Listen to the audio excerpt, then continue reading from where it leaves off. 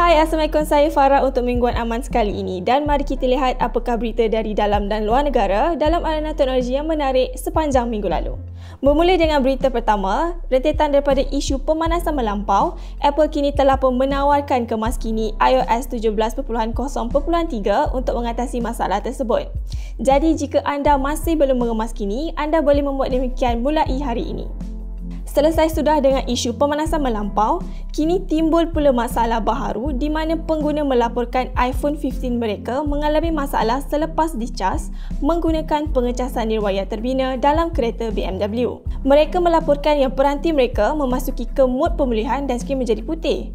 Selepas itu, chip NFC terus tidak dapat dijalankan dan ia bermakna ciri seperti Apple Pay tidak boleh digunakan. Buat masa ini, isu ini terkesan pada pengguna iPhone 15 Pro dan Pro Max sahaja, di mana Apple Pay memaparkan mesej could not set up Apple Pay.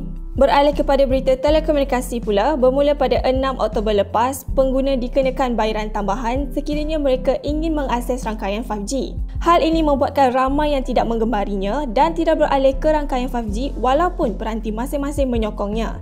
Disebabkan itu, Menteri Komunikasi dan Digital Fahmi Fadzil menyatakan akan berbincang dengan syarikat telekomunikasi untuk menangani masalah ini. Beliau turut berharap agar pengguna boleh menggunakan 5G tanpa caj tambahan. Ia lebih kurang sama seperti ketika kita beralih untuk menggunakan 4G sekitar 10 tahun lepas. Masih di topik telekomunikasi, Unify telah pun memperkenalkan pelan baharu. Ini termasuklah penawaran pakej pada kelajuan 100 Mbps dan pakej 30 Mbps khas untuk pakej Rahmah. Selain daripada penawaran pakej 1 Gbps dan 2 Gbps secara berasingan tanpa perlu melanggan pakej Unify TV. Di bawah penawaran baharu ini, kini pakej Unify bermula pada kelajuan 100 Mbps pada harga RM99 sebulan. Namun, untuk masa terhad ini, pihak TM menawarkan ia pada harga RM89 sahaja sebulan. Jika anda merupakan pelanggan Unify sedia ada, anda akan menerima naik taraf kelajuan ke tahap seterusnya secara percuma. Jadi, jika sebelum ini anda menggunakan pakej 30 Mbps, anda akan dinaik tarafkan ke pakej 100 Mbps. Begitu juga 100 Mbps kepada 300 Mbps dan seterusnya. Namun sebelum itu, anda dinasihatkan untuk menyemak terlebih dahulu kelayakan anda untuk menaik taraf percuma di laman Unify Speed Upgrade 2023. Untuk menyemaknya, anda hanya perlu ke halaman Unify Self-Care dan seterusnya lihat pada bahagian My Account anda. Semua naik taraf akan dilakukan secara berperingkat dan dijangka mengambil masa sehingga Januari 2024 kelak. Seterusnya, bagi anda yang belum tahu, pada 4 Oktober lepas, TikTok telah pun menghentikan transaksi e-dagang TikTok Shop mereka di Indonesia. Ini selaras dengan perundangan di negara berkenaan. Menurut Indonesia, pengharaman ini adalah sebagai usaha untuk melindungi para penjual tempatan di Indonesia. Ini termasuklah perkhidmatan jual beli lain di negara berkenaan. Di samping itu, Indonesia turut menyatakan tawaran harga yang membunuh melalui platform media sosial memberikan kesan kepada perusahaan kecil dan sederhana. Namun buat masa ini, ia tidak diketahui lagi sama ada pihak TikTok akan menawarkan aplikasi berasingan TikTok Shop di Indonesia atau sebaliknya. Rentetan daripada itu, timbullah pelbagai persoalan adakah Malaysia akan mengikut jejak Indonesia. Menurut Menteri Komunikasi dan Digital, Fahmi Fadzil menyatakan kerajaan akan teliti dahulu asas yang diambil Indonesia dalam mengekang TikTok Shop sebelum sebarang perkara dirangka yang bersesuaian di Malaysia. Masih di berita e-dagang, kini Shopee telah memperkenalkan instant delivery untuk para pengguna di Lembah Kelang. Melaluinya, Shopee membolehkan orang ramai menerima barangan dengan pantas dalam tempoh sekitar 2 jam selepas pembelian dilakukan antara pukul 9 pagi ke 9 malam. Sokongan ini tersedia sekiranya jarak pembeli dan penjual adalah sekitar 30 km. Bagi anda yang berminat, boleh menyemak laman khusus Shopee Instant Delivery untuk mengetahui lanjut mengenainya. Rentetan daripada isu pengguna yang dikenakan caj tambahan untuk Duit Now QR, kini Touch 'n Go Digital telah menyatakan yang mereka tidak akan mengenakan sebarang caj tambahan buat masa ini. Walau bagaimanapun, Touch 'n Go menekankan yang mana caj transaksi perlu diperkenalkan untuk operasi jangka masa panjang dalam membolehkan kos dan pelaburan yang diperlukan dapat ditampung. Ini sekaligus akan dapat memastikan Duit Now QR beroperasi dengan lancar dan selamat. Beralih kepada berita telefon pintar pula, Samsung Galaxy S23 FE akan mula dijual di Malaysia bermula 10 Oktober ini. Samsung Galaxy S23 FE kini hadir dengan skrin bersaiz 6.4 inci Full HD Plus dan menyokong kadar segar semula 120Hz.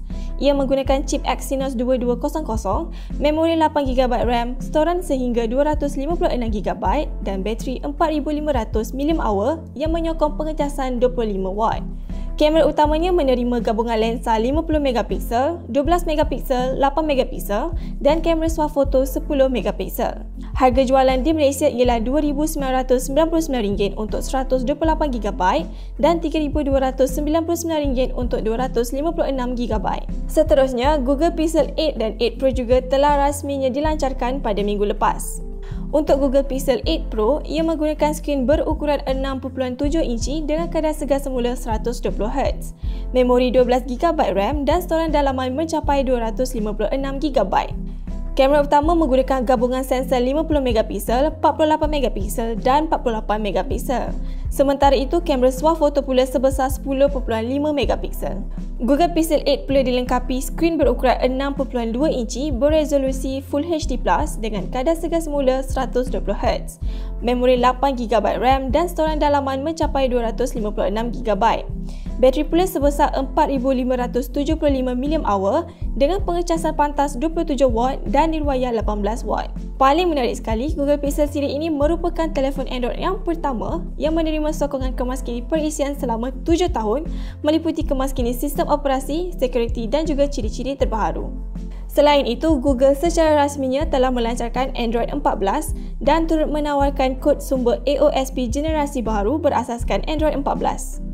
Google turut mengumumkan Android 14 akan mula diperkenalkan untuk peranti Pixel terpilih. Android 14 memfokuskan kepada beberapa perkara dalam sistem operasi, terutamanya pada prestasi dan juga kadar efisien sistem operasi. Ia juga membawa kepada lebih pengubahsuaian berdasarkan cita rasa seseorang pengguna, termasuk menjadikan tag sehingga 200% lebih besar pada peranti. Di samping itu, ia kini menyokong Ultra HDR 10-bit untuk gambar dan pengguna boleh mengubahsuai gambar latar skrin kekunci mengikut cita rasa mereka. Ciri lain yang disertakan adalah termasuk sokongan seperti flash notification yang menyalakan lampu sulur untuk notifikasi dan juga sokongan menggunakan telefon Android sebagai webcam. Kemaskini yang sama turut akan hadir ke peranti pengeluar lain pada tahun ini, termasuk Samsung, Oppo dan lain-lain. Sebagai berita penutup, buat anda yang mencorong KWSP, berita baiknya aplikasi baru mereka telah pun memaparkan notifikasi pada peranti. Notifikasi ini akan memaklumkan pelbagai perubahan pada akaun termasuk apabila majikan kreditkan caruman ke akaun pengguna. Baiklah, sekian sahaja berita untuk mingguan aman sekali ini. Saya Farah dan semoga kita berjumpa lagi pada video akan datang. Bye!